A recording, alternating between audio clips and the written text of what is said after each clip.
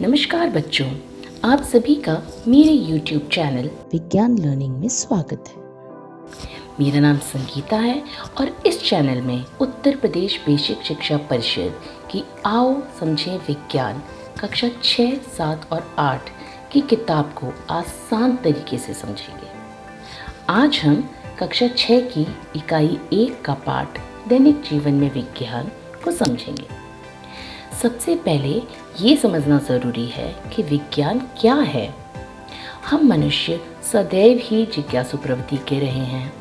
हमें हमेशा अपने आसपास की दुनिया में घटने वाली प्रत्येक घटनाक्रम में कब, कहाँ, कैसे और क्यों जैसे प्रश्नों के उत्तर ढूंढने की उत्सुकता होती है।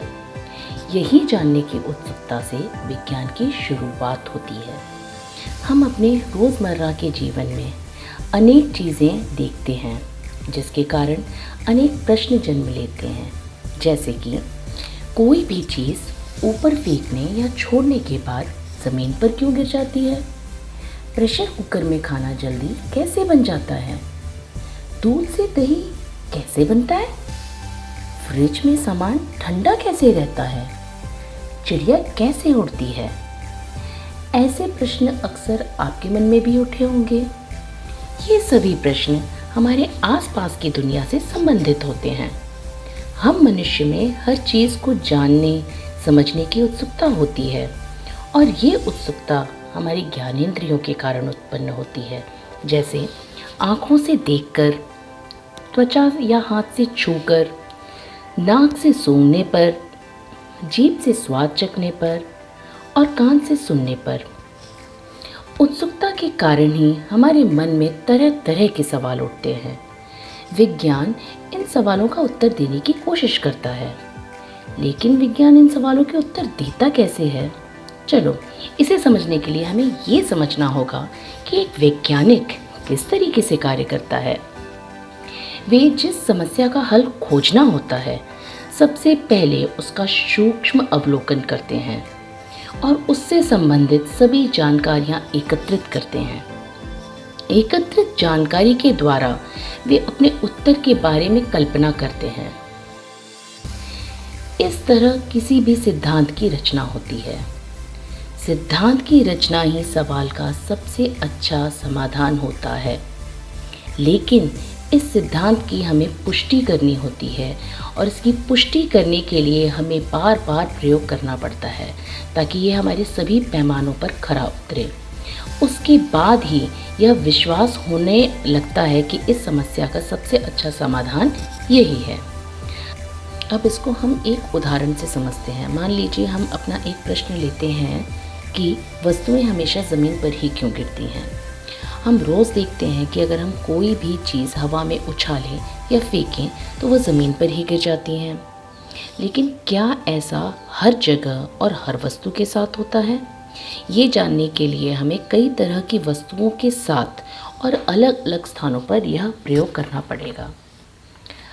अगर हम ऐसा करें तो हम पाएंगे कि हर तरह की वस्तु, चाहे वो फूल हो, पत्थर हो, सिक्का हो, कपड़े हो आदि, चाहे जहाँ से भी गिराएं वापस ज़मीन पर ही गिरती हैं। ऐसा ही सवाल हमारे एक महान वैज्ञानिक सर आइजैक न्यूटन के मन में आया था और उन्होंने अपने प्रयोगों से यह निष्कर्ष निकाला कि पृथ्वी हर वस्तु को गुरुत्वाकर्षण के कारण अपनी तरफ खींचती है, जिसकी वजह से प्रत्येक वस्तु पृथ्वी पर गिरती है। ज़्यादातर जो प्रश्न होते हैं उनके उत्तर तो सरल होते हैं, लेकिन उनके उत्तर यह सिद्धांत पाना अक्सर जटिल होता है। वैज्ञानिक किसी भी समस्या को या जिज्ञासा से उठे प्रश्न का समाधान प्राप्त करने के लिए वैज्ञानिक विधि के विभिन्न चरणों के द्वारा निष्कर्ष निकालते हैं और उससे समाज को लाभान्वित करते हैं। तो आइए हम देखते हैं कि वैज्ञानिक विधि के विभिन्न चरण क्या हैं। सबसे पहला चरण है जिज्ञासा या प्रश्न करना। किसी भी चीज़ को देखकर हमारे मन में जो जिज्ञासा उत्पन्न होती है, जिसके कारण जो प्रश्न उत्पन्न होते हैं, वो होता है हमारा पहला चरण। दूसरा चरण होता है परिकल्पना। उस प्रश्न को लेकर हमारे दिमाग में कई प्रकार की कल्पनाएं उत्पन्न होती हैं, कई प्रकार की योजनाएं उत्पन्न होती हैं कि ऐसा हो सकता है या ऐसा नहीं हो सकता है। तो इस योजना को हम आगे चल के इसका परीक्षण करते हैं। तो हमारा तीसरा चरण होता है परीक्षण।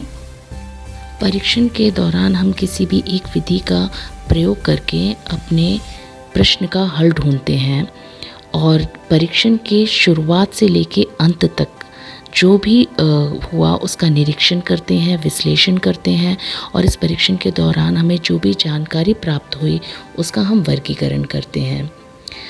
5वें चरण में हम इन सब गतिविधियों का अभिलेखन करते हैं। 6ठे चरण में हम अपनी इन सब गतिविधियों पर पुनर्विचार करते हैं और पुनर्विचार करने के बाद 7वें चरण में हम अपना निष्कर्ष निकालते हैं। निष्कर्ष निकालने के बाद हमारा सिद्धांत तैयार होता है और 8वें चरण में हम इस पे नए प्रयोग करते हैं। उम्मीद है कि इस वीडियो के अंत में विज्ञान क्या है और वैज्ञानिक किस तरीके से काम करते हैं यह आपको अच्छे से समझ आ गया होगा। अब अगले वीडियो में हम विज्ञान ने हमारे जीवन के लिए क्या क्या किया है अर्थात दैनिक जीवन में विज्ञान की देन के बारे में समझें। तब तक के लिए नमस्कार।